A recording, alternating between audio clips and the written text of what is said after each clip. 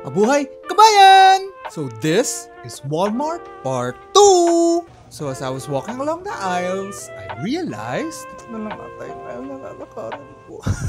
Hoy, knock on wood tayo dyan. Anyway, since it's a Thursday, bigla ako nagpa-throwback. Kasi when I was living in Vegas, laging great value yung binibili ko talaga. Kasi number 1, I was living solo, gigising mag-isa, kakain mag-isa, matutulog mag-isa. Number 2, mag-isa. Ha? Ulit-ulit? On a serious note, I was living solo kasi so I didn't really need to buy homesick. Mag-isa lang naman ako. Ulit-ulit talaga. Moving forward, sa dami ng topics ko, we're running out of time na naman.